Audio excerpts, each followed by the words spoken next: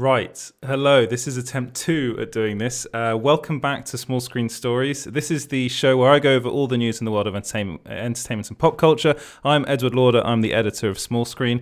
And if you can like and subscribe, that'd be brilliant if you're watching on YouTube. And if you're watching over on Facebook, then please like the video, share the video, like the page as well. That'd be great if you could do that. Right. You could also listen to this as a podcast. You can listen to this as a podcast wherever you get your podcasts at Small Screen Stories. And if you're listening on Apple Podcasts, then please give us 5 stars. That'd be really good if you could do that. Right, let's get right into the news. I'm going to go over quite quickly because I did try and do this once before and it failed because for some reason my laptop, not a Mac, decided to crash on me. But let's go straight into the main news of the day, and that's that Ray Fisher has revealed that his Cyborg character has been removed from the Flash film. So he revealed this in a really lengthy Twitter statement. So I did try and read this before. I actually read the whole thing and then didn't realize that my my camera had frozen. So basically the main thing he said is I've received official confirmation that Warner Brothers Pictures has decided to remove me from the cast of The Flash. He said then, I strongly disagree with their decision, but it's one that's unsurprising. He then goes into basically explain why he doesn't want to work with someone like Walter Hamada anymore, who he did previously call the most dangerous kind of enabler. So that was a big thing for him to do. He basically said that Walter Hamada was protecting Jeff Johns, and Jeff Johns is still part of the kind of DC universe team. Like, he's still there, he's still working there. The ones that aren't working there anymore are Joss Whedon and John Berg. They're the two that they've been gotten rid of, and he talks a lot about the Justice League investigation and basically what happened there. He's basically saying that Walter Hamada tried to undermine that investigation, which is a big statement to make. He said that he had a 50-odd minute call with Walter Hamada, and basically that he kept on trying to stop him from saying, Walter Hamada kept on trying to stop him from saying anything publicly, and saying that it was above his pay grade, and that he made a joke about not wanting Ray to put him on Twitter about this. So there's a lot of stuff there. Go and read it for yourselves because it's a big bit of chunk of text that he's put out there. It's big. It's really, really big. The interesting thing about this, though, is that then Warner Brothers' CEO, so Anne, I'm blanking on her last name. Let's get a nice bad gateway thing there. So Anne Sarnoff, released a statement via the Hollywood Reporter. Basically, in the statement, she said that she did not believe that Walter Hamada impeded or interfered in the investigation. So she says, I believe in Walter Hamada and that he did not impede or interfere in the investigation. Furthermore, I have full confidence in the investigation's process and findings. Walter is a well-respected leader, known by his colleagues, peers, and is a man of great character and integrity. As I said, Walter, his recent deal extension announcement. I'm excited about where he's taking DC Films and look forward to working with him and the rest of the team to build out the DC multiverse. So she's very much on his side. This is such a weird situation that's happening at Warner Media and Warner Brothers. It's a mess. It's a complete mess. Should they get rid of Ray Fisher? Well, it looks like they've done that. They're not having him in the Flash movie, and it was reported before that Cyborg was going to be a big part of that film. So that's not good for him. That's not good. Really not good for Ray Fisher. I'm a bit worried about Ray Fisher's career. I do think that I do think that it's something that's that he might not regret, but I'm just a bit worried about will people in Hollywood really want to work with him after this? I hope they do, because I think he's a really good actor. And I am Kevin Feige paying attention to the chat. I'm glad to see that a lot of people are standing with Ray Fisher, because this is it's a really dangerous thing for him to do. Like, he's basically nuking his career over this. And this is why I'm worried about it, but it's also he's taking a stand, which is really, really important. Jeff Johns did suck. I've got Kevin Feige in the chat right now, and he's amusing. I do not believe it's the real Kevin Feige. I think I know who it is. I know who it is. I know who you are. Yeah, so that's what I'm a bit worried about. If hopefully, fingers crossed, he'll be okay. He'll get something else after this. I actually do wonder whether this is the end of Ray Fisher's time in the DC films. It sounds like he doesn't. I mean, he's kind of. If you read his statement, he kind of says that. He says, if this is the end, then I'm fine with that, which is good for him. But I'll say hi to everyone. God, Kevin Feige, you're very, very active in the chat. It's nice to have people that are very active. And thank you very much for being back with me, guys, after that little hiccup earlier. So let me know what you guys think about this. Do you stand with Ray Fisher? Let me know in the comments below. Are you worried at all about Ray Fisher's career? Which is really that's the feeling that I have really over everything else. So let me know in the comments below. Right, next story is Ray Fisher. Sorry, not Ray Fisher. That was the first story. Is Kevin Feige. So Kevin Feige has revealed that he has no one in mind to play Wolverine in the MCU. So let me know if Kevin Feige... Actually, apparently, Kevin Feige is saying that Ray Fisher's cast in the new MCU. So which character is he playing? Let me know. Which character is Ray Fisher playing in the MCU? I'd love to see him in the MCU. I think that'd be a good place for him to be. But yeah, so... Kevin Feige basically said that they don't have anyone in mind for Wolverine, which is interesting because you would expect that they'd have someone in line. There have been lots of rumors about who could play the role. There are people like Taron Egerton often connected to the role, Dacre Montgomery. This was in an interview with Collider where he said, Collider asked him, in your mind, have you cast who you want to be Wolverine or is it still too far out? And Kevin Feige just said no. So yeah, they don't know who it's going to be. So Kevin Feige doesn't know. So let me know in the chat who you think should be the next Wolverine. Do you think it should be someone like Dacre Montgomery? Do you think it should be...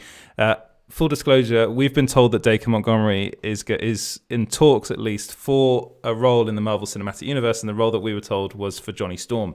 So will Hugh Jackman come back? I don't personally think that will ever happen, but... I would love to see him come back in some capacity, but I don't think that's ever going to happen, unfortunately. It's just one of those things. Let me know who you think should play Wolverine in the comments below. If there's anyone I haven't mentioned, those are the two names that often come up, Dacre Montgomery and Taron Egerton, but let me know who you think should be the next Wolverine or the first Wolverine in the MCU. Right, moving on to Doctor Strange 2. Wow, this is an article that I had a lot of fun writing because according to Daniel Rickman, who is, I like to call him a serial scoopster. He is someone that throws a lot of stuff out there and he's very, very hit and miss. If you want to know about his scoops, then you have to pay on his Patreon page, which I'm a bit like, okay, mate.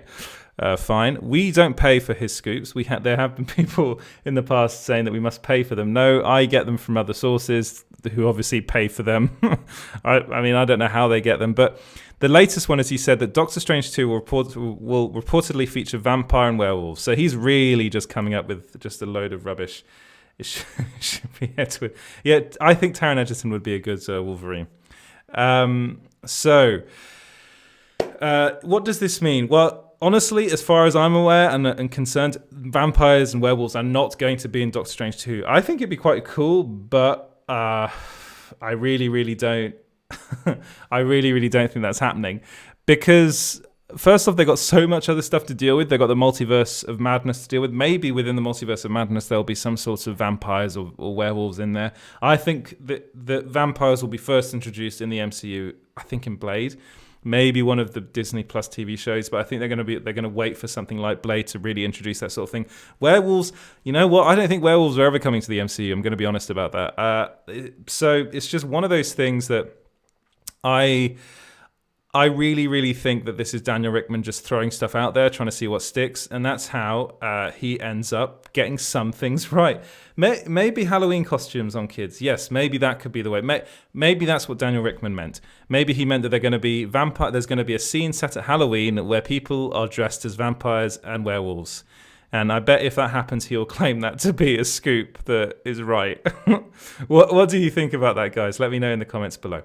Right, moving on to Macaulay Culkin. So Macaulay Culkin has actually basically said that he thinks that Donald Trump should be digitally removed from Home Alone 2. He responded to two tweets in which they offered their replacements for that scene. There's that scene in Home Alone 2, Lost in New York, where Donald Trump turns up. Full disclosure, I prefer Home Alone 2 to Home Alone 1, but that Donald Trump that Donald Trump cameo is quite jarring. It comes out of nowhere, really, and he's bad at playing himself. So that's a first. People that are bad at playing themselves. I think the only one I can think of is Gordon Ramsay, who played himself. Yeah, basically Macaulay Culkin wants Donald Trump digitally removed from that scene. Other people it was quite fun on Twitter. People coming up with their possible replacements. One replacement was Keanu Reeves. I'd love to see that. One replacement was Macaulay Culkin meeting Kevin McAllister. So current, to present day Macaulay Culkin meeting Kevin McAllister. I'd love to see that. Have I heard anything about the Morbius film? Somebody said it was bad. I haven't seen the Morbius film. I haven't heard anything about the Morbius film. But you know what? I don't think it's going to be very good. That's just my honest opinion, because these Sony films, they haven't been the best movies. I've personally really quite enjoyed, like Venom. I thought Venom for me is a guilty pleasure. And that's very much what these films are going to be. The one I'm really excited for is Venom 2, Let There Be Carnage, because that's being directed by Andy Serkis, who I have great respect for, and I think is actually a very, very good director. So I'm very excited for that. And I'm just answering questions now that are in the chat. So as far as Home Alone 2 is concerned, I actually think Disney is going to remove him, because Disney now owns the Home Alone franchise, and it's on Disney Plus. So they'll probably just get rid of that scene entirely. They can get rid of that scene. And Kevin Feige is a big fan of the Orville. Yes, it's been delayed. You can go and read James Simon's article on Small Screen. So I think they should, anyway, going back to Home Alone 2, I think they should remove the scene entirely and just be done with it. But let me know what you guys think about that in the comments below. Do you like Home Alone 2? Is it your favorite Home Alone, like it is mine? Let me know in the comments below. Right, moving on to what I think is the weirdest story of the day, and that's that Armie Hammer has left the movie Shotgun Wedding. He was going to star in that film with Jennifer Lopez, and he revealed that he's leaving the movie. Why is he leaving the movie? Well, I did some research into this, and it is mad. It's mental what's been going on online. So it's being alleged that Armie Hammer's been sending very odd messages to people on Instagram. Messages are basically saying that he wants to eat people. So again, this is alleged. This is not official. Like, Armie Hammer's actually denied these allegations made against him. But it's interesting to see that he's actually left the project because of this. So he said in a statement via Variety, I'm not responding to these bullshit claims, sorry the language, but in the light of vicious and spurious attacks online against me, I cannot in good conscience now leave my children for 4 months to shoot a film in the Dominican Republic. Lionsgate is supporting me in this, and I'm grateful to them for that. To me, this sounds like he's been fired. I'm going to be honest. It sounds to me like it sounds to me like Armie Hammer was fired. I'm seeing people in the chat saying this is true, or is it true? No, someone said it's true, but I don't know. I really don't know. Armie Hammer's a weird guy, you see, and he does this kind of stuff. Nom. Thanks, Kevin Feige. He does this kind of stuff online where he tries to be as shocking as he possibly can. If he really was sending messages like that to people online, then he rightly so, he should have been fired. The thing is, we don't really know. They're allegations at the moment. He's saying they're not true. We'll have to wait and see. To be honest, though, Shotgun Wedding, it wasn't going to be that big a film. He's still going to be in the Call Me By Your Name sequel, which is being directed by Luca Guadagnino. And, I mean,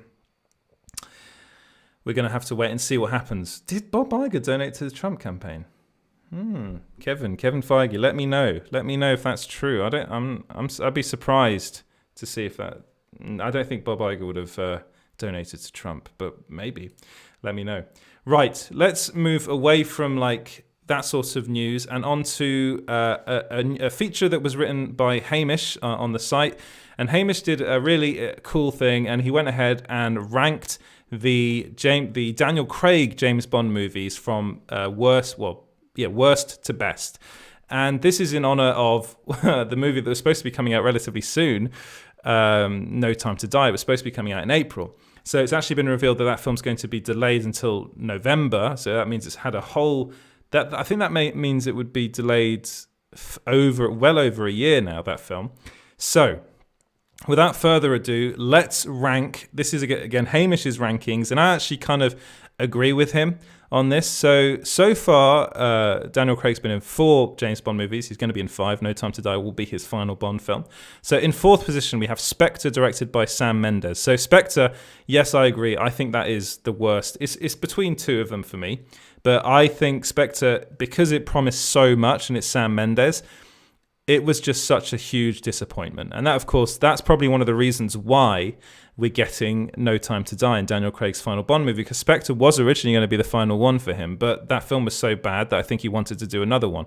So he's doing another one with Cary Fukunaga. In number 3, we have Quantum of Solace, directed by Mark Foster. So Mark Foster actually directed GoldenEye and Casino Royale. And then he had another shot at directing another Bond movie called Quantum of Solace, which was absolute rubbish. It was terrible, but it also really, really struggled because of the writer's strike in Hollywood. So that's one of the main reasons why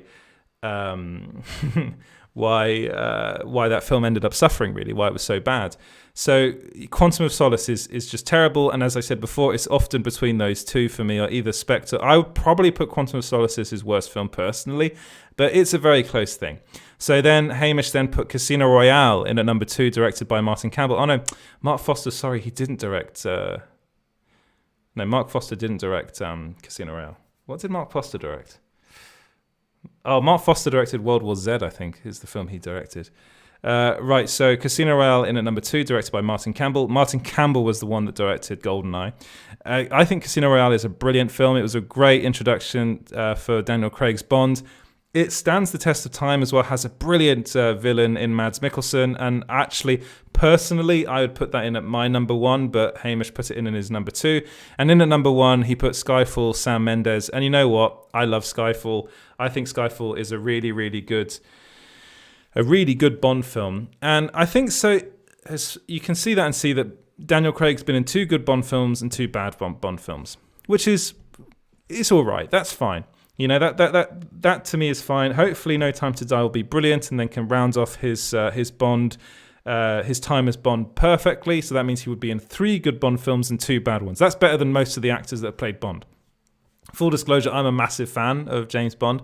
It's one of the reasons why I love cinema, and I'm really excited for this next Bond film, but, you know, we're going to have to wait for it a bit.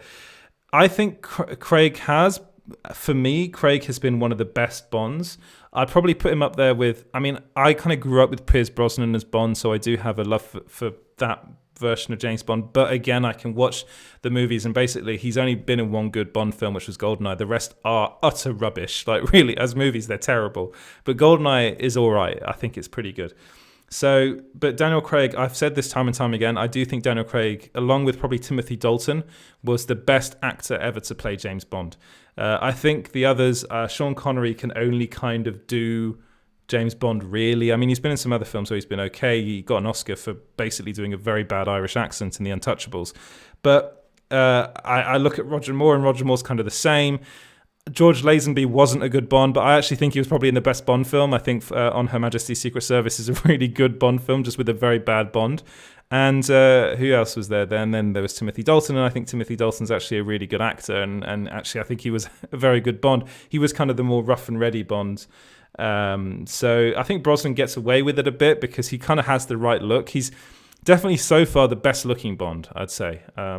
But Timothy Dalton I always had a massive affinity for, and again, as I said before, George Lazenby's Bond wasn't good, but that Bond film was actually very good. If you are to watch it again, really, or watch a Bond movie again, I would recommend you watch On Her Majesty's Secret Service again, because it's the film along with Casino Royale, it's the one movie that I've watched, the Bond film that I've watched, where you actually believe him to be a human being.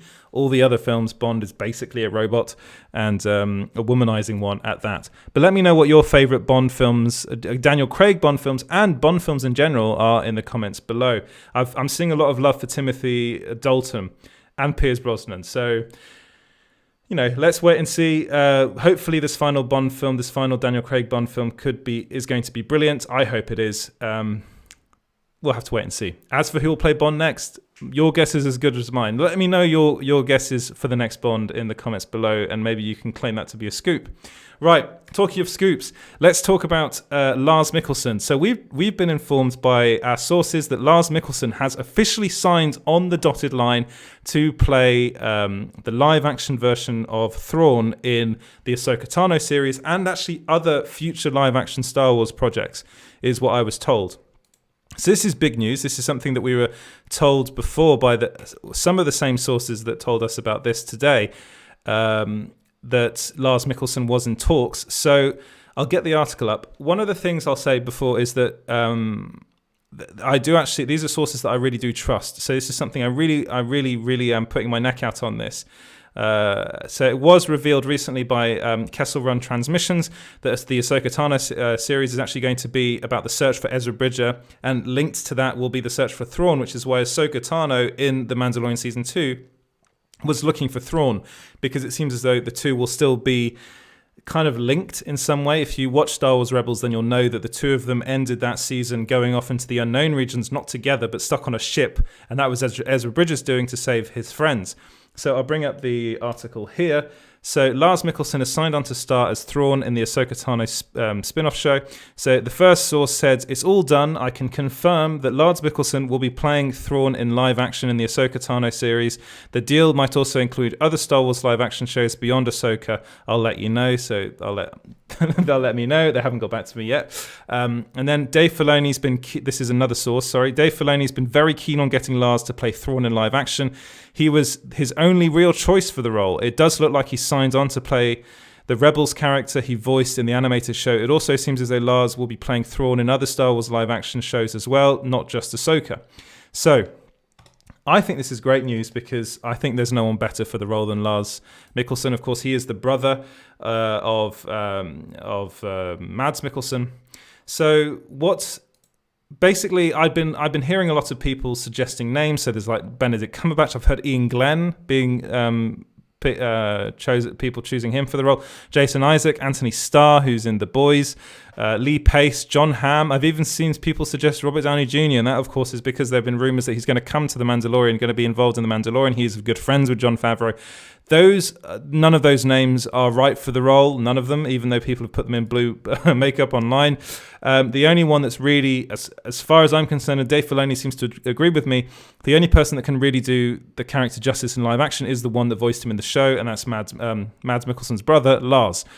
He's the older of the two siblings, and I think he's brilliant. If you've seen him in Sherlock, he played, I can never remember his character's name. He's a villain in Sherlock. If you know the name, please let me know in the comments. Yes, Sil should be Thrawn. But I think he'd be quite good, actually. But the thing about Lars is he doesn't just have the voice. He has the face. He has a very kind of angular face, which just would look, I think it would look really good in the makeup. And he's very tall. I think he's 6'5". So he'd really be a presence. And that's what Thrawn is. Thrawn, all the other actors, they're kind of not quite right. They're a bit too short. Thrawn is a tall guy. He's lean. You can tell that he's part of the Chiss, so he's very, very agile as well. And I think this Thrawn is going to be older than the ones we've known from the books, so it kind of matches perfectly, which is probably why Dave Filoni was so adamant in getting him to play the role. I was specifically told this was Dave Filoni's choice for the role. And it seems as though Dave Filoni is someone that's actually paying attention to this sort of stuff and really does factor in not just his own opinion of things, but also what the fans would like. And I can see a lot of hardcore Star Wars Rebels fans really going for this, really going for Lars Mikkelsen, and saying from the very beginning that they want Lars Mikkelsen to play the role because he'd be perfect. Not only does he have the right voice, because he is the voice, but he has the right look as well. So yeah, that's the scoop. What do you guys think about this? Are you excited about this? Let me know in the comments below. He wasn't Moriarty. He was Klaus Anderson or something like that. And he was a really good, really good villain, but wasn't used properly in that. Basically, he joined the show Sherlock when the show got bad, which is a shame. I think he was the villain right after Moriarty killed himself. Right, so moving on. This is now the TV section of the show. So I already mentioned that the Kessel Run Transmission podcast said that the Ahsoka spin-off series will be about the search for Ezra Bridger. So I'll move on from that. So now onto a Geekosity scoop, and that's that Marvel is reportedly planning on making horror-based TV shows for Disney Plus Star. So that's Disney Plus Star here in Europe and Hulu in the United States. This is something I've wanted to see for a very long time, and I'm really happy to see Mikey Sutton report on this because it just makes so much sense. It makes so much sense that this is what they should do. We've already heard that Deadpool 3 is going to be R-rated, so they're obviously open to the idea of doing R-rated things within the Marvel Cinematic Universe now, and part of this will be these R-rated TV shows. So these TV shows, here's what I'll read what Mikey Sutton wrote in his brilliant article. So, such a situation will enable Feige to create MCU horror shows without having to water them down. Simultaneously, they can fully embrace the MCU under Feige's creative guidance, unlike the recent cancelled Hellstrom, the last gasp of Jeff Loeb's Marvel TV. So he also went on to say that basically some of the properties could include Tomb of Dracula, Adventure into Fear, Deathlock, Claire, and Ghost Rider. I'm not familiar with Deathlock and Claire, but if you guys are in the comments, please let me know. This is something that I am personally very excited to see because I love horror. Horror is my favorite genre. So fingers crossed this will be really, really good. Let me know if this is something that you'd like to see in the comments. Which horror Marvel property would you like to see come to life in TV show form? I think a lot of it might end up linking with Blade. I think Blade will be R-rated. I'm pretty sure that's happening. That's going to be R-rated. Let me know your thoughts in the comments below. Right, another Geekosity scoop, and that's that She-Hulk is rumored to face the Juggernaut and other mutants in the Disney Plus series. So She-Hulk is going to be a really important show, I think, for the Marvel Cinematic Universe because it's going to bring in a lot of these new, possibly, MCU characters, but also some old characters, and I'll go into that in a minute. So we already know it's going to be 10 episodes long. Each episode will be 30 minutes. So here is what Mikey Sutton wrote in his scoop. She-Hulk won't just be representing superheroes on her upcoming Disney Plus TV series, but mutants as well, since all mutants not all mutants are on the heroic side. The villainous ones will be seeking assistance from the emerald-skinned attorney. According to insiders, the Juggernaut will be among them. The question I have for Mikey is Vinnie Jones going to be coming back to play the Juggernaut? I don't think that's happening. But, of course, the Juggernaut was actually already in the Deadpool movies. I think he was in Deadpool 2. So he's already been involved. It looks like they're going to bring him into the MCU, which is great. I love that news. That's something that I am very much looking forward to. Right, so the final bit of news today, again, I did tell you it was going to be a slightly shorter show. This is my second run at it. So the final bit of news is that Kevin Feige has said that Marvel Netflix characters are on the board for the MCU. So what does that mean? So he revealed this in an interview with The Hollywood Reporter. Kevin Feige, you have been doing a lot of interviews recently.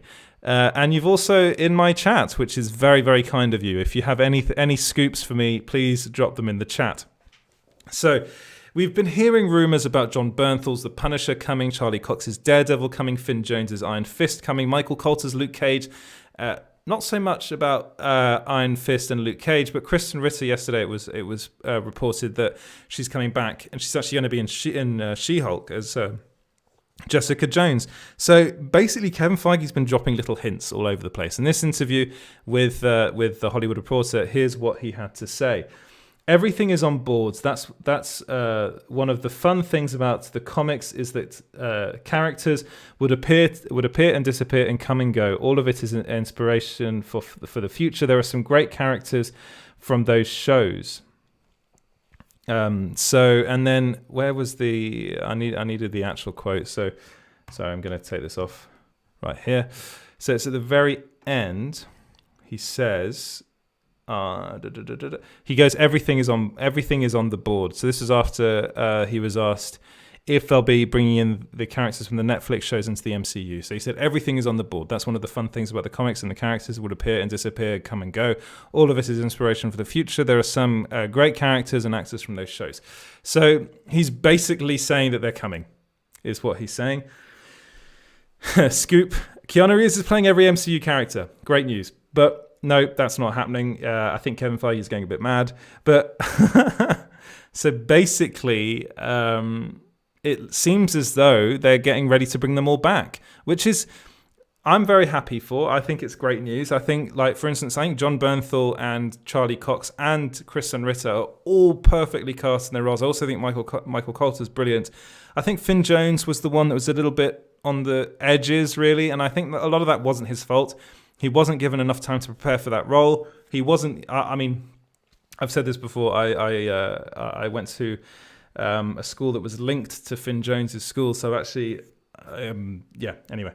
And I know for a fact that he wasn't given enough time to really learn how to do martial arts and stuff like that. So that really showed, especially in the first season of that show. But I actually think he's a really good Iron Fist. So it seems as though they might be bringing those characters back. What do you think about that? Is this something you really want to see? I know a lot of people out there really want to see the Defenders, the Netflix Defenders in the Marvel Cinematic Universe. Seems as though Kevin Feige's thinking about that. Let me know what your thoughts are in the comments below. And with that, I'll say goodbye. Thank you so much for watching and sticking with me.